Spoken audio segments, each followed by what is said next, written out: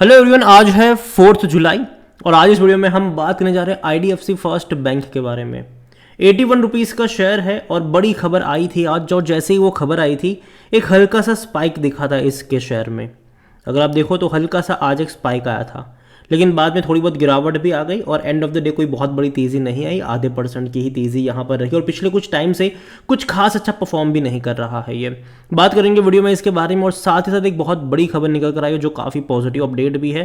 तो देखिए वीडियो को शुरू करो उससे पहले अगर आपने अभी तक चैनल को सब्सक्राइब नहीं किया है तो प्लीज़ अभी इसे सब्सक्राइब कर लीजिए, क्योंकि आगे भी बहुत सारे वीडियोज़ हैं जो आपको काफ़ी ज़्यादा हेल्प करेंगे। तो 81 रुपीज़ का शेयर है, आधे % की तेज़ी। एक महीने का ग्राफ देखो तो एक झटके में 72 रुपीज़ से अच्छी तेज़ी आई जरूर थी, 83 पे गया लेकिन वापस से वही शुरू हो गया कि यार थोड़ा बहुत करेक्शन दिखाता है। क्योंकि अगर आप एक साल का ग्राफ देखोगे तो पता चलेगा कि यहाँ पर तेज़ी आती है, गिरावट आती है, तेज़ी आती है, गिरावट आती है, तेज़ी आती है और दोबारा जब 85 रुपये के लेवल के आसपास गया था ये, इससे पहले भी वहाँ से गिरावट बनी थी, 72 पे आया, वापस 85 पे गया, वापस यहाँ से गिरावट फिर से शुरू हो गई। तो देखना ये है कि भाई साहब इस लेवल पर सक्सेसफुल ये टिक पाता भी है कि नहीं, क्योंकि ये लेवल इंपॉर्टेंट है। अगर इसको तोड़ दिया तो कहीं ना कहीं आगे 90 रुपये तक के भी लेवल देखने को मिल जाएंगे, लेकिन अगर नहीं तोड़ पाया तो वापस वही 75 रुपये का लेवल देखने को मिलेगा। और मैं पहले भी बोल चुका हूँ कि मुझे ये बैंक अच्छा लगता है, लेकिन 70-75 रुपये का लेवल, और जब भी वहाँ पर गया एक अच्छी खासी रफ्तार हमें देखने को मिली है। और जहाँ तक अच्छी अपडेट की बात करें, आज जो हल्का सा स्पाइक आया था उस अपडेट के चलते, वो अपडेट थी कि LIC ने IDFC फर्स्ट बैंक में अपना स्टेक बढ़ाया है। पहले अभी अगर आप LIC की बात करें तो यहाँ पर 2.68% का स्टेक LIC के पास है और प्राइवेट प्लेसमेंट के थ्रू ये खरीदारी हुई है।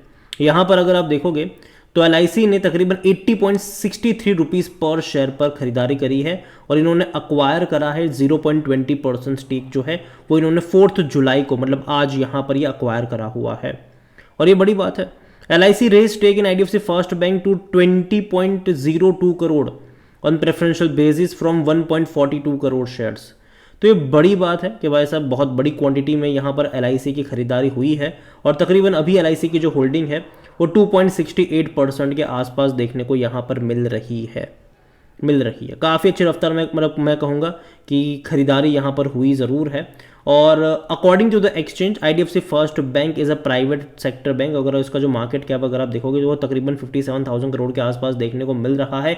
और इन्होंने ये भी कहा है, तो उन्होंने ये भी डिस्क्लोज करा है कि its plan to raise 3,200 crore and issue 39.68 crore shares through the preferential allotment.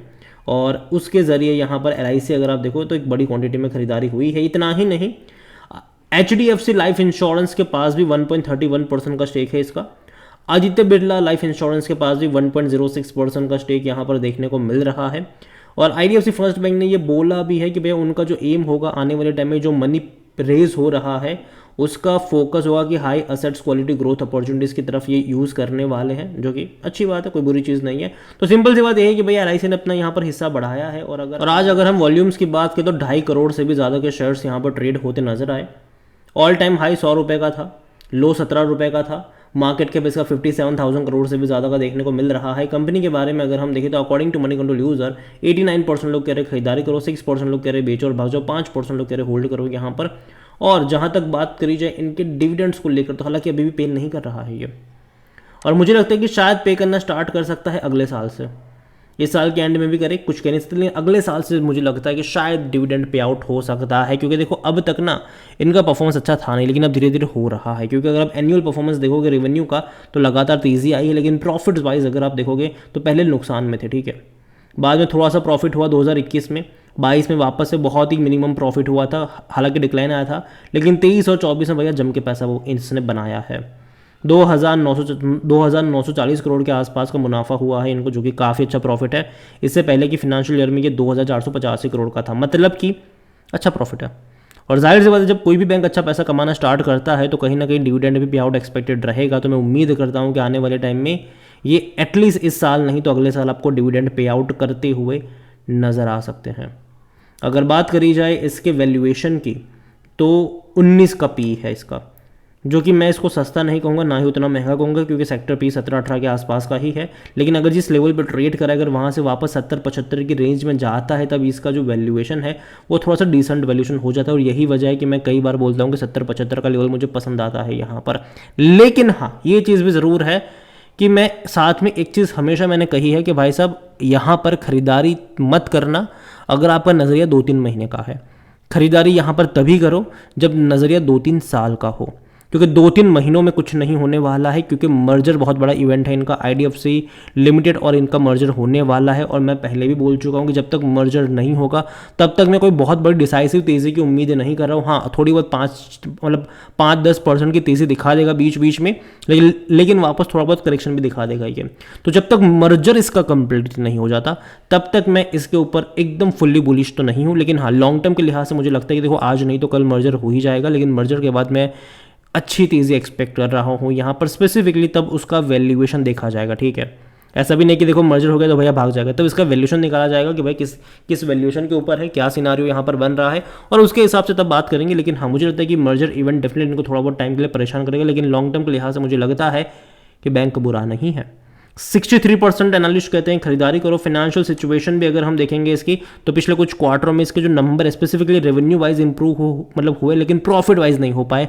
और यही वजह भी है कि कोई बहुत बड़ी तेज़ी भी हमें देखने को नहीं मिली, क्योंकि अगर आप रेवेन्यू देख रहे हो ना, तो जहां रेवेन्यू 7,800 करोड़ का था और 816 करोड़ का प्रॉफिट था, रेवेन्यू बढ़ गया 9,800 करोड़ से भी ज़्यादा का हुआ, लेकिन प्रॉफिट घट गया 730 करोड़। तो कहीं ना कहीं पिछले 4 क्वार्टर का भी अगर आप प्रॉफिट देखते हो इनका, तो 730-740 करोड़ के आसपास है, जबकि रेवेन्यू लगातार बढ़ रहा है, मतलब मार्जिन पे दबाव बन रहा है इनका। तो ये एक प्रॉब्लम ज़रूर है, ये एक प्रॉब्लम ज़रूर कि देखो मार्जिन पे दबाव तो है यहाँ पर, और कहीं ना कहीं मुझे लगता है कि रेवेन्यू डेफिनेटली अच्छे हैं यहाँ पर, लेकिन इनके प्रॉफिट्स भी बढ़ने ज़रूरी है। अगर वो नहीं बढ़ता है तो दिक्कत डेफिनेटली यहाँ पर हो सकती है। लेकिन हाँ, लॉन्ग टर्म के लिहाज से मुझे लगता है कि कंपनी डेफिनेटली अच्छा करेगी। शेयर होल्डिंग के बारे में अगर हम बात करें तो प्रमोटर की होल्डिंग 37.43% की है और एक भी शेयर गिरवी नहीं है। 2.67% म्यूचुअल फंड के पास है, 4.14% का स्टेक डोमेस्टिक इंस्टीट्यूशन के पास है, 23.65% एफआईएल्स लेकर बैठे हैं। रिटेल और अदर की मिलाकर 32.11% की होल्डिंग है, जिनमें से रिटेल इन्वेस्टर 15.36% पर है और जो अदर पार्टीज है वो 16.75% का स्टेक यहाँ पर लेकर बैठे हुए हैं। ओवरऑल अगर आप देखो तो शेयर होल्डिंग पैटर्न उतना बुरा भी नहीं है, लेकिन एफआईएल्स की होल्डिंग बहुत ज़्यादा है यहाँ पर। कहीं ना कहीं म्यूचुअल फंड और डोमेस्टिक की भी होल्डिंग यहाँ पर होनी चाहिए, लेकिन देखते हैं कि आने वाले क्वार्टर में शेयर होल्डिंग पैटर्न में कोई चेंज आता है कि नहीं, स्पेसिफिकली शेयर में जो इस तरीके से पिछले 1 साल से कंसोलिडेशन चल रहा है उसके बाद वो देखना यहाँ पर इंपॉर्टेंट होगा। तो देखिए ओवरऑल अगर मैं IDFC फर्स्ट बैंक के बारे में देखूँ तो 81 रुपीज़ का शेयर है, 3% की ही तेज़ी है पिछले 1 साल में, लेकिन ग्राफ अगर आप देखो तो अप्स एंड डाउन्स वाला ही रहा है।